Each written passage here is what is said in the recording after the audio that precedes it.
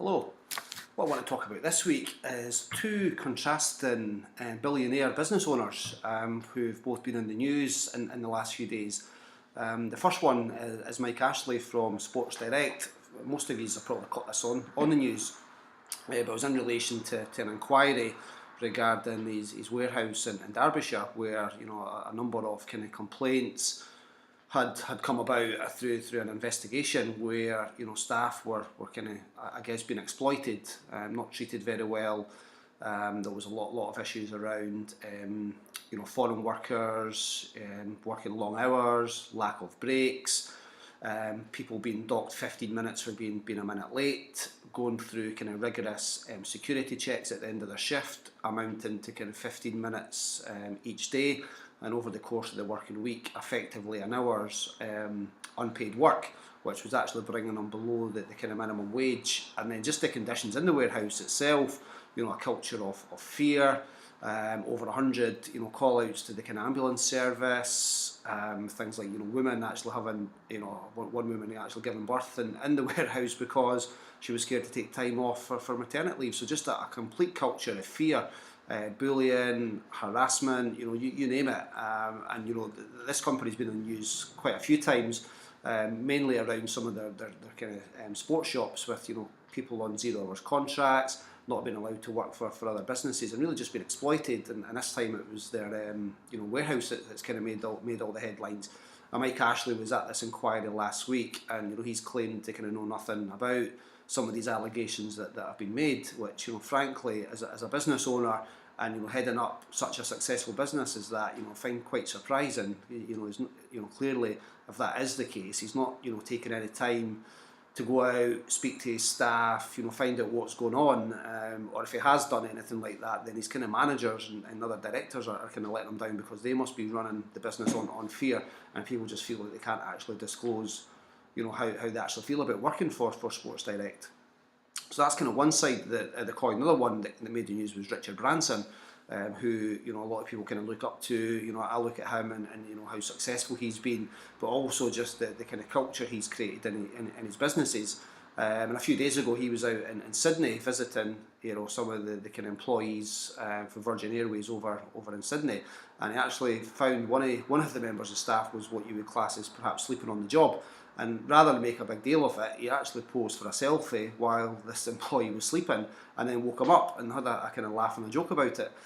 Whereas you can contrast that with Sports Direct. If that had been one of their employees sleeping on the job, then I'm quite sure that they would have been kind of dismissed with immediate effect.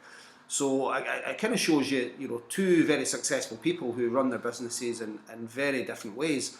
But what I would kind of pose the question is, if you're an individual who's got a choice to work for Sports Direct or Virgin, which one are you going to work for? And it's a kind of no-brainer. So having a culture such as Virgin, what they offer, the kind of lifestyle, the benefits, the way they engage with their people is far better than having a situation where Sports Direct is run on fear. If Sports Direct were to introduce some kind of approach where they engage with their workforce, create kind of open communication channels, and create a kind of positive working environment, how much more successful could that business be? People would kind of buy into what they're trying to achieve. The people there at the moment must feel that they're not trusted to do their job. If they're getting searches after every shift, that just creates a situation where they're not trusted. But if they were trusted and empowered, how much more commitment and effort would people give? And we see this quite a lot with businesses, albeit on a smaller scale. But the businesses that we work with who do have good communication, do engage with their staff, listen to the people, get better results.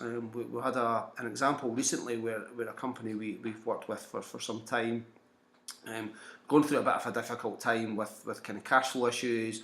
One of their customers has kind of let them down a little bit, and rather than kind of go in and make kind of wholesale redundancies and job cuts, we kind of discussed options with them, and we looked at other proposals and engaged with staff, and got their buy-in, got their input, invested a lot of time speaking to people on a one-to-one basis. And what came out of that is that people were willing to take a pay reduction, or take a holiday from their kind of pension contribution, all things that kind of helped the business survive this kind of difficult time. Whereas if that had been a kind of Sports Direct, approaching their staff, through difficult times, the buy-in just wouldn't be there because people don't believe in the business owner and don't believe in the culture that's been created. So it does pay off if you do have really good, communication and engagement strategies in your business, and start trusting people, but involve them, communicate with them. You'll get a better output, and if you're going to get that, you're going to have a more productive workforce. You're going to have happier customers, and you're going to make more money. So I just don't understand businesses that wouldn't do that. You build that type and build a business. You can't do it all on your own. So if you've got staff, you need to involve them in what you're trying to achieve, so they understand your vision, understand what you want to achieve, and help you get the results that you need. I in the last kind of year or so, I've now taken on staff in my business, and I would be gobsmacked if my staff felt that they couldn't approach me or were living in fear. I try to involve them in as much as I can. So I just don't understand business owners that wouldn't do that. So that's kind of just a kind of short thing I just wanted to kind of get out there, having both articles on the news in the last few days, and Mike Ashley is obviously very successful in what he does. He's a multi-billionaire. He's got some very successful businesses. There's absolutely no doubt about that. But how much better could that be if he had better kind of working practices? So I would encourage you all as a business owner to kind of take a look, put yourself in the shoes of your staff. How do you like to be treated yourself?